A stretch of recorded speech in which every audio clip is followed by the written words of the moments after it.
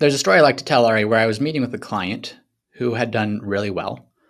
Both husband and wife had run successful businesses, sold the business, great people, good amount of money, 8-figure portfolio. And we met and we went through some projections that said, look, you can live a pretty great retirement if you want and still probably have a lot more money left at the end of your lifetime at this current rate of spending than you have today, which, by the way, today is a lot of money. And they're blown away. And they said, oh my goodness, we can spend so much more. Look at these things we can do. I had no idea. This is awesome. And in their minds, it's all these cool things we can do is now what they're thinking about. And we had this meeting. They were in Northern California. I was in Southern California and San Diego. And so we had this meeting virtually, but they happened to be in San Diego. I think it was a couple weeks after. And so we got lunch, maybe a week after this meeting. And we were at lunch and they shared a story. They said, hey, James, you walked us through these projections. And we left that meeting high-fiving, so excited. Look at all these cool things we can do. Then we took this trip down to San Diego, and we were walking back to our hotel room. And we just had dinner, and we get into the hotel room, and there's, of course, the treat box. There's the water bottles and the candy and the stuff. And I was really feeling, he said, I was really feeling like having some M&Ms. And I went to that hotel snack box, and those M&Ms were $5.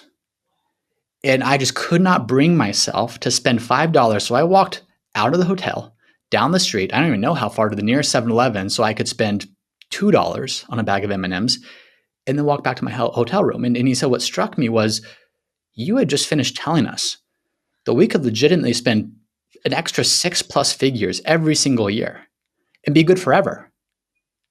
But here I was unable to spend $5 on a bag of M&Ms because the sticker price there was something that inside of me revolted against spending a little bit more for the convenience of being able to enjoy them in the room, not having to leave, not having to go through the hassle to walk to 7-Eleven. And so it sparked a great conversation. It was such a great story that I think really hits with a lot of people or connects with a lot of people, not necessarily with how much money they had or how much M&Ms cost, as much as we all have those moments where maybe we've done well. We've gotten out of this phase of feeling like we're in that scarcity mindset.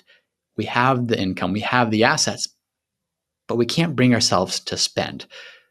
We saw this in a recent comment on a YouTube video you had posted, and that's what sparked this episode. But what did the comment say that we were looking at together? The comment says, I'm 42, my husband is 60. We have 10 million plus net worth, and he was yelling at me when he saw me drink a bottle of Fiji water. I work 7 days a week running my own business. He has his white collar job. He's not planning to retire within 10 years. Yeah. A lot to uncover there. A lot to uncover. How much does Fiji water sell for? Maybe, I want to say $5-6. $5-6. If you're in the airport, $8. Yeah. But it's water, maybe a lot of money for water. But you see, it's funny. It's I think easy sometimes for people to hear others people's example. That's ridiculous. Why would you not pay $5 for M&Ms when you have all this money? That's ridiculous. Why would you get upset about drinking Fiji water when you have a $10 million net worth? And now I'm going to take a step back for a second. What I don't know, now you should never yell at someone for doing that. It's probably not the right approach, even if you're looking to change behavior. We don't know that many details about this. Maybe that $10 million is all in an apartment building that they own and their actual income is super tight and there's some stress around money. We don't know. Maybe that's the case. But I'm going to make the assumption for the purpose of this episode, there's a $10 million liquid net worth, there's healthy income coming in, yet it's that small purchase that's really difficult to make. And we see this over and over and over again. And one of the things that we try to help coach people to do is to say, okay, how do you get out of that? How do you get out of that mindset? And I've got a lot of thoughts on this, but what are any initial thoughts or any initial observations as to what you've seen to identify the problem or to start to resolve the problem? Yeah, two initial thoughts. So the first one is that is my favorite story that you tell. And I now know the clients you're talking about because I was on that first virtual meeting and I remember them showing me where they lived and it was beautiful. So I know who you're talking about. Number two, we have an advisor that works here at Root and his name is Jeff and he has these degrees in behavioral finance. And one of the questions I asked him when he first joined us, I was like, he's like, why are you an advisor? And I just loved his answer. You might be confused as to why I loved his answer when you're going to hear it, but I'll give you some insight. So he said, because I gave great advice to clients and they wouldn't take it. I said, that's interesting. That's why you became an advisor? He goes, yeah. So I would talk to these clients. I would show them graphs and numbers, show they're on track to retire. They would then tell me, yeah, I feel good. Maybe I can retire. And then they wouldn't. And Jeff would get frustrated going, hey, I have spent a lot of time to get these degrees. I feel very good at what I do. I'm telling clients to take action, but they're not doing it. I'm missing something. Either I'm not explaining it properly or there's a bias that the client has that I'm missing. I don't know. But what good is me having all this knowledge if my clients don't take my advice? So he has these degrees in behavioral finance. And the story he'll tell, which he told on a recent live show I did, was about this couple that I don't even remember the cars, but there were these cars, I guess, that had these old carpeting. And he used to say that a lot of his clients used to put covers over the old carpeting because they didn't want to ruin the car. And he would talk to these couples and say, how long have you had that cover over the nice, beautiful carpet in the car? And they're like, we haven't taken it off. And he's like, how long have you driven this car? And they're like, oh, like 10, 15 years. And he's like, so there's all these people that have these nice things that aren't even able to enjoy them because they're just thinking about when they were younger, first purchasing that car, going, I got to keep the value of the car, but they never got to fully experience it. So I'm thinking about this couple here when they say, I'm 42, I'm 60, we have a 10 million plus net worth. He's yelling at me when he saw me drink a bottle of Fiji water. I think we can all agree yelling, to your point, is not going to be the most effective way to resolve any situation. But this is because they're humans. They're not robots. And my first thought is, hey, maybe the husband grew up really poor and never had money. And the idea of drinking Fiji water is making him think, well, what if they instead bought Dasani and could feed the rest of his family with McDonald's, or in California, we'd prefer to say In-N-Out Burger. So those are the first things coming to my mind, is the biases and heuristics we have. Yeah, I think all of us, if any of us think we're totally objective about money, the only person we're fooling is ourselves. Yeah. Because none of us are fully objective about our own money. You and me included, Ari, of course. I think we say that all the time. I remember, so when I grew up, my dad was a pastor. My mom stayed at home raising 4 kids, and it was a small church, and so not a lot of income. Now, my parents are maybe the hardest working people I know. Once he stopped doing that, he went into business for himself. Nothing came in for 2 years. He does well now. He does awesome now. But there was a period where just money was very, very tight growing up. And I remember that one of the things that shaped that.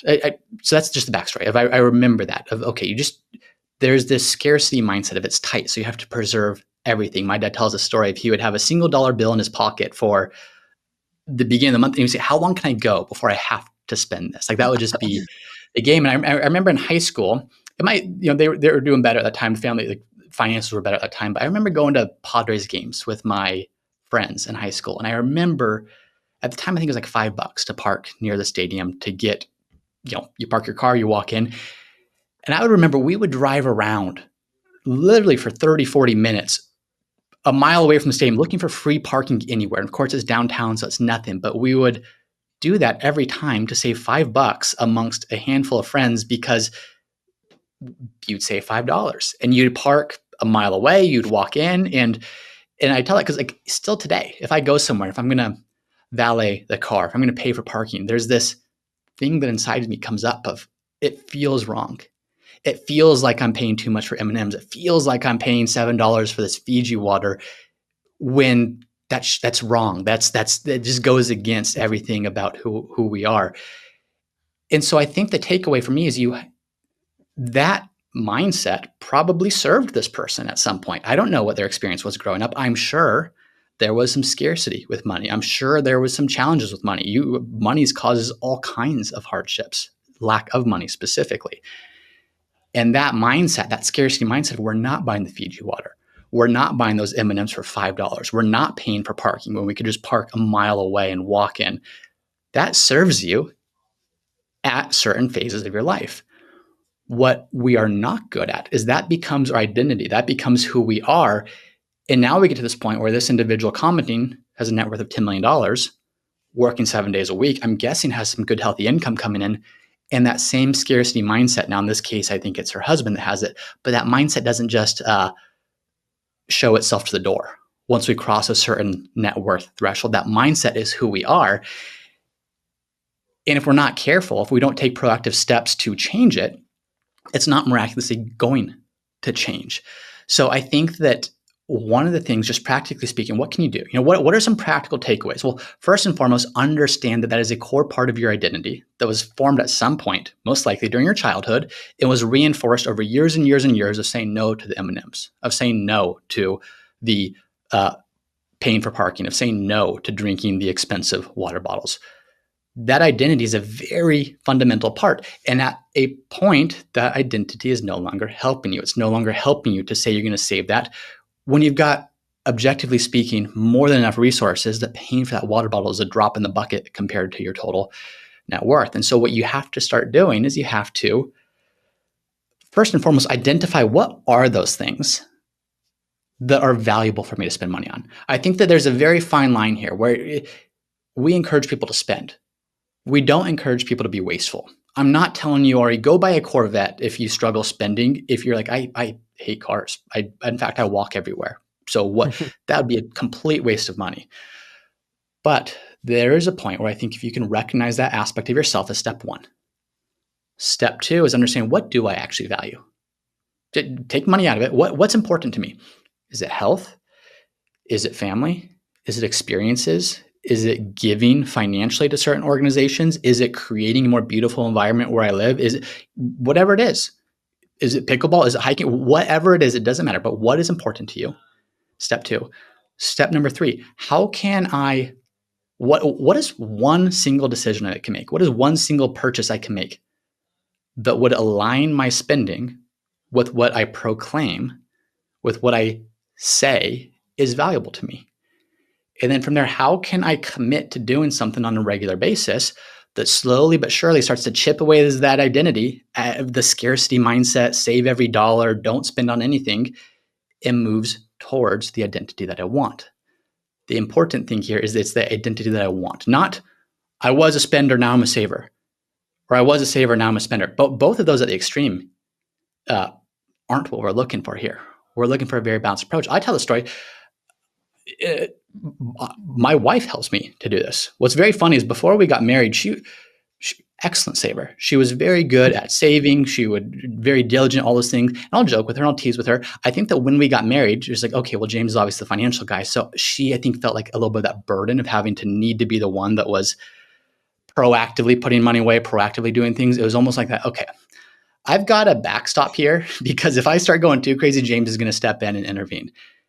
But I also had the opposite. I had, okay, if I'm getting too crazy on the saving side, if I'm getting too crazy on the can't spend money on that, look at what we could save here. Look what that could grow to. Don't like, that's my bias. And so there's that healthy tension of, I never had appetizers or dessert if we ever even went out to dinner. So all of a sudden we're having appetizers.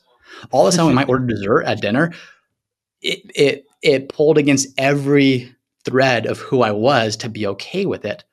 But I'm so grateful it did, because now it's, how much does that enhance the quality of that meal we're going to have together? It's not everything, but the ability just to relax and have that meal. Now I'm in a different financial position now than I was as a teenager trying to save $5 on parking at a Padres game. So part of this is you have to align this, not just what you want to be, but what's that phase of life that you're in. Sometimes you need to have that scarcity mindset, but other times you don't. And so there was that nice, healthy tension of, okay, push me to take these trips where we're going to create awesome experiences and memories as a family.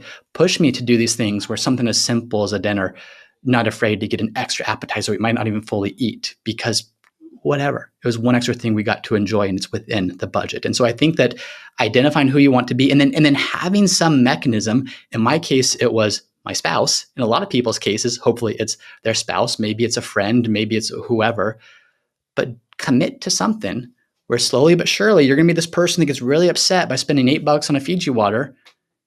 All of a sudden you say, okay, what do I actually value? What if that $10 million net worth turned to 50 million and then 100 million? And then you died and said, well, I never actually did anything with it. How miserable of an experience would that be? So you really have to start to have the perspective of, what is my mindset when it comes to money? Is that current mindset serving where I am in life and what I want to be doing and what I actually value? And if not, how can you commit to changing it and have some forcing mechanism that keeps you committed to that change? Beautiful. I know we have one advisor here that helps a client with that appetizer example. They just didn't have it in them. They went through all the projections. They know they're in a good spot. It's just not who they are. And so they felt really bad. You don't need to feel bad. You're a human, you're not a robot. I know you mentioned your valet example.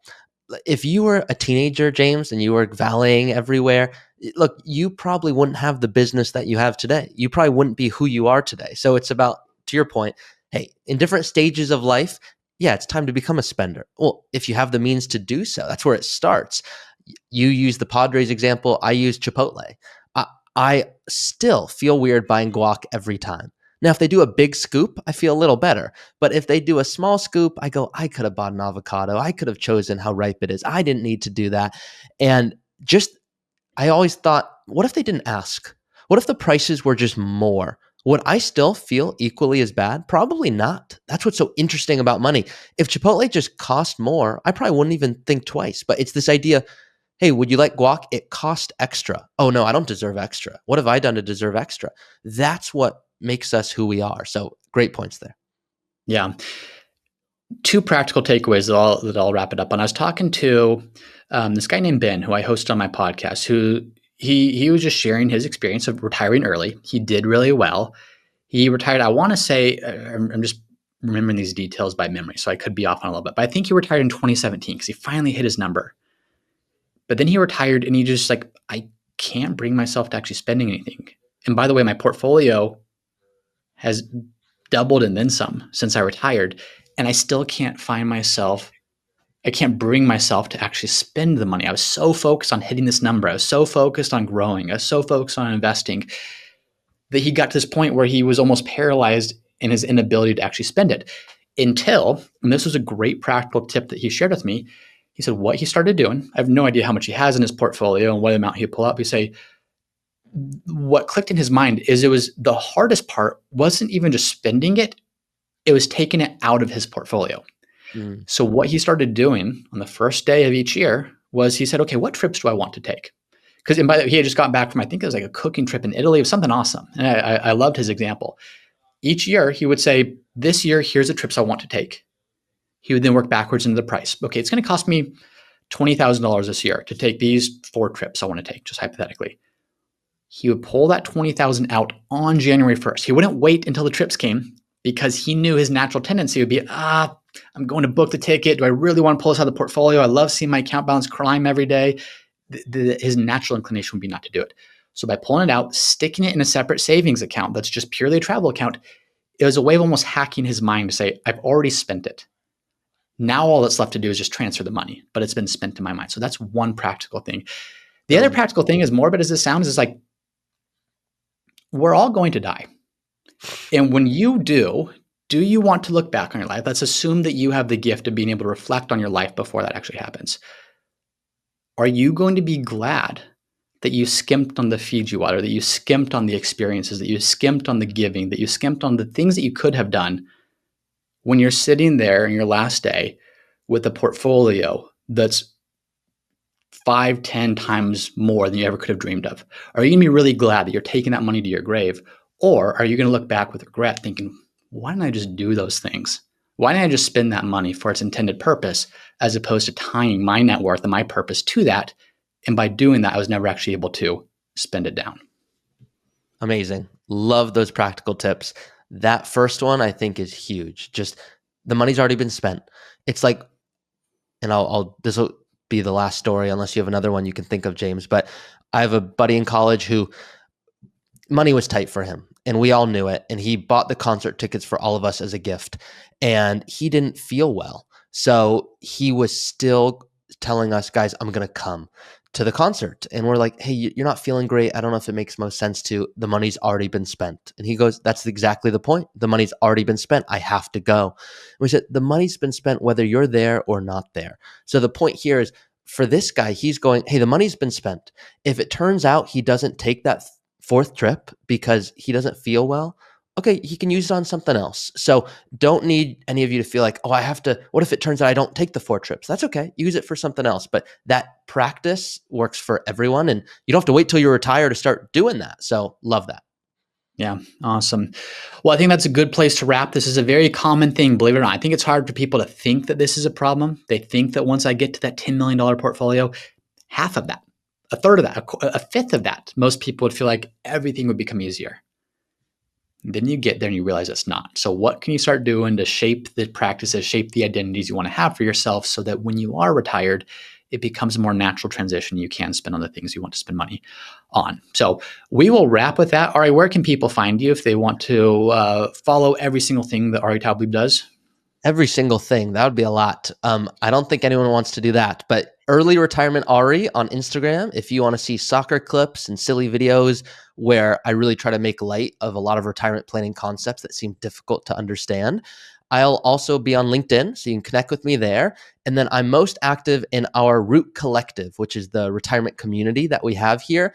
And that I think is where you'll find more practical tips, just like the ones James was sharing today. James, how about yourself? Love it. YouTube's the biggest place. James Cannell on YouTube. We have our Root Financial YouTube channel, which is where this actual episode will be living. So that's at Root Financial.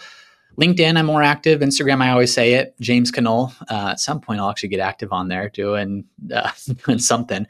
Got to keep up with you. But those are the places. The collective's big. This is something we're excited to be doing. By the time this is airing, it's going to have been out for a couple plus weeks now. But check that out. Show notes, I think, will be in the description. Is that right? It will be in the description. And my only ask for a lot of you is you listen to this every week or you watch different videos and topics. What practical tip can you give someone else that you do really saying, hey, I wish I knew this earlier, where, hey, I just go valet, or you know what, I do buy the guac, or whatever it is. Those are our examples. What are yours? Go tell inside the community what it is that you feel, hey, I wish I knew this earlier, because there's a lot of people you can help. Awesome. Love it. Thank you all for listening, and we will see you on the next episode. See ya. Bye. The information presented is for educational purposes only and is not intended as an offer or solicitation for the sale or purchase of any specific securities, investments, or investment strategies. Investments involve risk and are not guaranteed. Any mention of rates of return are historical and illustrative in nature and are not a guarantee of future returns. Past performance does not guarantee future performance. Viewers are encouraged to seek advice from a qualified tax, legal, or investment advisor professional to determine whether any information presented may be suitable for their specific situation. Once again, I'm James Cannell, founder of Root Financial, and if you're interested in seeing how we help our clients at Root Financial get the most out of life with their money, be sure to visit us at www.rootfinancialpartners.com.